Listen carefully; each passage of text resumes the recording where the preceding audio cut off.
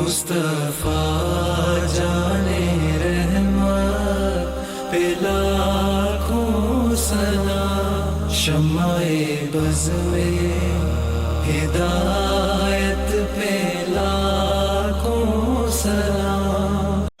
அஸ்ஸலாமு அலைக்கும் வரஹ்மத்துல்லாஹி வபரகாத்துஹு. கண்ணியமிக்க நண்பர்களே, தோழர்களே, அல்லாஹ்வின் நல்லடியார்களே, பெரியோர்களே, சகோதரர்களே, ஈமான்லேயே ரொம்ப உயர்தரமான ஈமான் 70க்கும் மேற்பட்ட கிளைகளை உடையது என்பதாக ஸல்லல்லாஹு அலைஹி வஸல்லம் அவங்க சொன்னாங்க. அப்படி எல்லாமே ஈமானில் சம்மந்தப்பட்ட விஷயமா இருக்கும். ரோட்டில் போகிறோம், ஒரு மக்களுக்கு இடையூறு தரக்கூடிய வழியில் ஒரு கல் கிடக்குது, அந்த கல்லை எடுத்து ஓரமாக போட்டீங்க, அதுவும் ஈமானில் கட்டுப்பட்டது. அது ஒரு ஈமானில் கட்டுப்பட்டது. ஒரு முஸ்லீமை பார்த்து சலாம் சொல்கிறீங்க, ஈமானில் கட்டுப்பட்டது.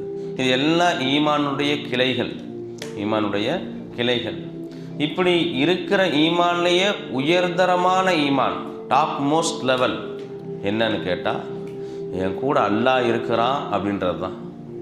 அதுக்கு மேலே ஒரு ஸ்டேஜ் கிடையாது.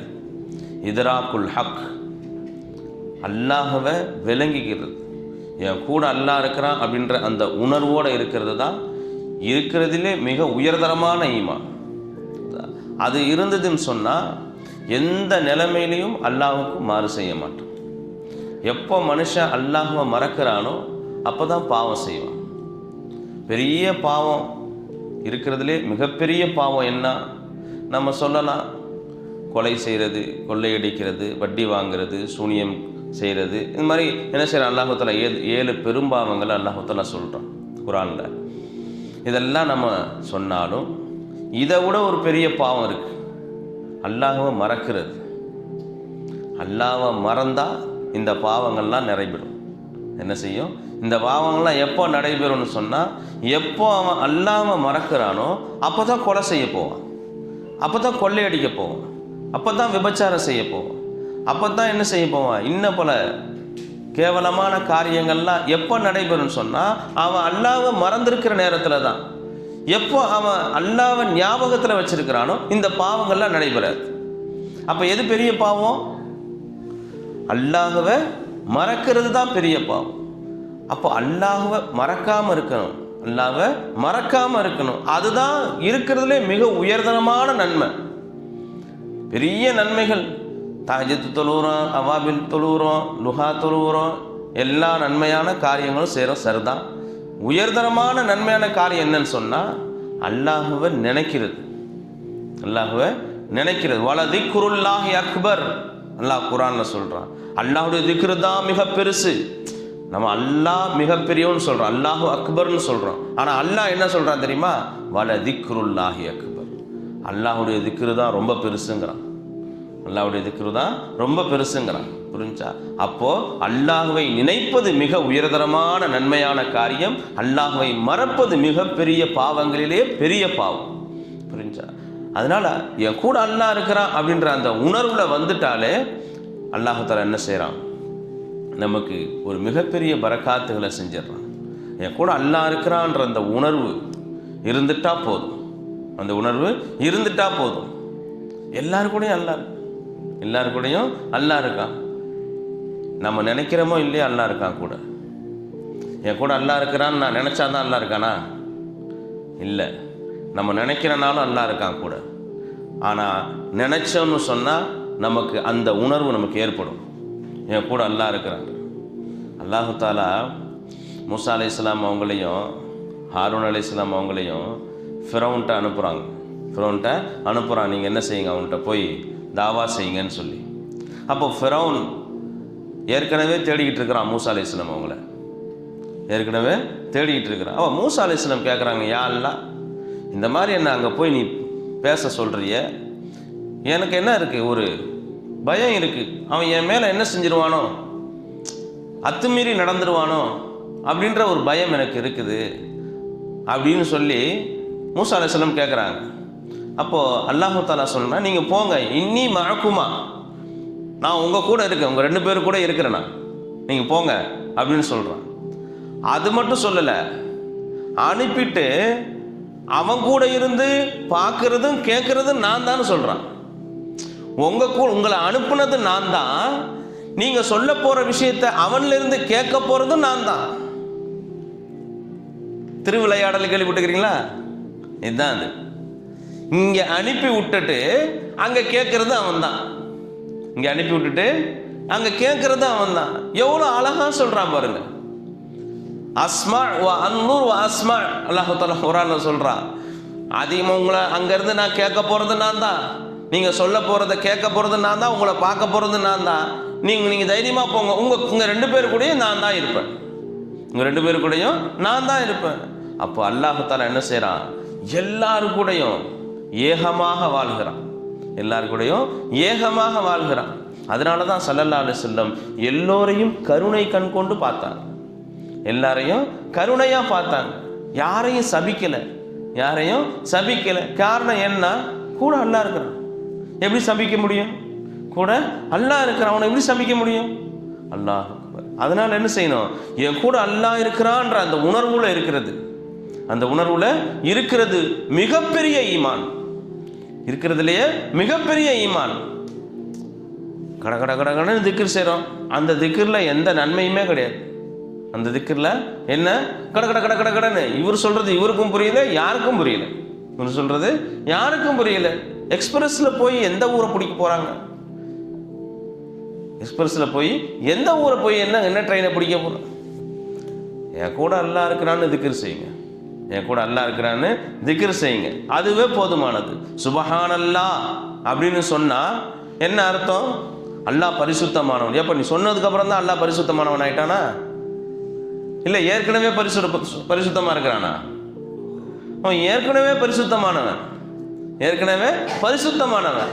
இப்போ நீங்கள் ஏன் அவனை பரிசுத்தமாக இருக்கக்கூடியவன் திருப்பி ஏன் பரிசுத்தமானவன் சொல்றீங்க? என்ன அதில் என்ன புதுசு புதுசாக சொல்றீங்க? புதுசு புதுசாக சொல்றீங்களே, உண்மைதானே அது? ஹவுஸுல் ஆலம் கத்தஸல்லாஹு சிர்ருல் அஸீஸ் அவங்க மஜ்லிஸில் ஒருத்தர் இவங்க பேசும் பொழுது என்ன செஞ்சாங்க? சுப்ஹானல்லாஹ் அப்படின்னு சொன்னார். நேற்று ஒரு பயானுக்கு போயிருந்தேன். எல்லாம் சுப்ஹானல்லாஹ் அல்ஹம்துலில்லாஹ் அப்படின்னு சொல்லிகிட்டே இருந்தாங்க. சரி, அவங்க உற்சாகம் வந்துடுச்சு சொல்கிறாங்க. சரிதான். அப்படி ஹவுஸுல் ஆலம் கத்தஸல்லாஹு சிர்ருல் அஸீஸ் அவங்க பயானில் ஒருத்தர் என்ன செஞ்சார்? சுப்ஹானல்லாஹ்னு சொன்னார். பயான் முடிச்சவன அவர் கூப்பிட்டாங்க, இங்கே வான்னு. சொல்லுங்க எஜமான, என்ன சொன்னீங்கன்னு? சுப்ஹானல்லாஹ்னு சொன்னேன். இந்த சுப்ஹானல்லாஹ்வுக்கு நீ அல்லாஹ்ட்ட பதில் சொல்லணும். ஏன்னா சுப்ஹானல்லாஹ்னா என்னன்னு தெரியாமல் நீ சொல்லியிருக்கிற. சுப்ஹானல்லாஹ்னா என்னன்னு தெரியும்? சுப்ஹானல்லாஹ்னா என்ன? அல்லாஹ் பரிசுத்தமானவன். அல்லாஹ் பரிசுத்தமானவனா நீ சொன்னதுக்கு அப்புறம் பரிசுத்தமானவனா? ஏற்கனவே பரிசுத்தமானவன். இவன் ஏற்கனவே பரிசுத்தமானவன். அப்புறம் ஏன் இப்போ சொன்ன? நீ போ, நீ பரிசுத்தமானவனா போவ. அவனை சொல்றதன் காரணமாக பரிசுத்தமானவனை நீ சொன்னா நீ பரிசுத்தமானவனா போவ. உன்னால அவன் பரிசுத்தமானவனா போறது கிடையாது. அவன் ஏற்கனவே கமாக்கான அலை, அவன் எப்பவும் ஒரே மாதிரியே தான் இருப்பான். ஒரே ஸ்டாண்டர்ட், கூடுறதும் கிடையாது, குறையிறதும் கிடையாது. நீ புகழ்ந்தா அவன் கூடவும் மாட்டான், நீ இகழ்ந்தா அவன் குறையும் மாட்டான். நீ சுப்ஹானல்லாஹ் சொன்ன, நீ சுப்ஹானல்லாஹ்வா போவ. நீ என்ன செய்வ? பரிசுத்தமானவனா போவ. அப்ப எல்லாரும் கூட அல்லாஹ் என்ன செய்யறான்? ஏகமாக இருக்கிறான். எல்லாரும் கூடயும் அல்லாஹ் ஏகமாக இருக்கிறான். அப்ப அப்படி திக்ர் அந்த விளங்கி செய்யறதுல தான் அந்த திக்ர் என்ன செய்ய முடியும்? சொர்க்கவாதிகளுக்கு என்ன செய்யுமா? ஒரு கவலை வருமா சொர்க்கத்துல? சொர்க்கத்துல என்ன கவலை? எல்லாமே கிடைக்கும் இல்லையா? சொர்க்கத்துல எல்லாமே கிடைக்கும். அவங்களுக்கு என்ன கவலை வரும் அப்படின்னு கேட்டா, இவங்கள விட ஒரு கூடுதல் தரஜால இருப்பாங்க. ஒரே ஒரு சுப்ஹானல்லாஹ் சொல்லியிருப்பார் ஒருத்தர் எக்ஸ்ட்ராவா. ஆஹா, அந்த நேரத்துல நம்ம வேஸ்ட் பண்ணிட்டோம். உலகத்துல அந்த நேரத்தை வேஸ்ட் பண்ணாமல் இருந்திருந்தா இவரை காட்டிலும் நம்ம என்ன செஞ்சிருக்கலாம்? உயர்தரமான தரஜால இருந்திருக்கலாமா அப்படின்னு சொல்லி என்ன செய்வாங்களாம்? ஒரு சுப்ஹானல்லாஹ்வை மிஸ் பண்ணதுக்கு அங்க சொர்க்கத்துல கவலைப்படுவாங்களாம். சொர்க்கத்துல கவலைப்படுவாங்களாம். அது என்ன மாதிரியான சுப்ஹானல்லாஹ்? அது விளங்கி சொல்றது. எந்த விதமான அல்லாஹ், அதாவது எப்படின்னு சொன்னா, அல்லாஹ்விற்கு வேறு எந்த விதமான இடைச்சொற்களும் இல்லாம ஒரு நேரம் இருந்துச்சு. அவனுக்கு நபியையும் படைக்கல, இந்த வானம் பூமி கடல் மலை திடல் எதையுமே படைக்கல. அவன் மட்டும் தனியா இருந்தா பாருங்க. ஒரு நேரம் யாரையுமே படைக்காம அவன் மட்டும் ஒரு நேரத்தில் இருப்பான் இல்லையா? இப்போ கல்யாணம் ஆனிச்சுன்னா குழந்தை புள்ள குட்டி எல்லாருமே வந்துருவாங்க. தனியா பேச்சுலரா ஒரு நேரம் இருந்து சுத்திட்டு இருப்பார்ல, அவர் பாட்டுக்கு சரக்கடிச்ச பறவை மாதிரி அவர் பாட்டுக்கு சுத்திட்டு கிடப்பாரு. யாரும் கேட்பாரு கிடையாது, யாரும் கேட்பாரு கிடையாது.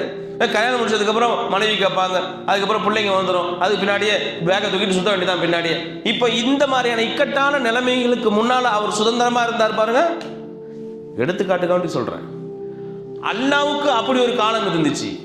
எந்த படைப்புகளும் இல்லை, வானம் கிடையாது, பூமி கிடையாது, வானத்தில் இருக்கக்கூடிய எந்த விதமான வஸ்துக்களும் இல்லை, பூமியில் இருக்கக்கூடிய எந்த விதமான வஸ்துக்களும் இல்லை, கடலில் இருக்கக்கூடிய எந்த விதமான வஸ்துக்களும் இல்லை, இதனுடைய தேவைகளை நிறைவேற்றணும்னு எந்த அவசியமும் இல்லை.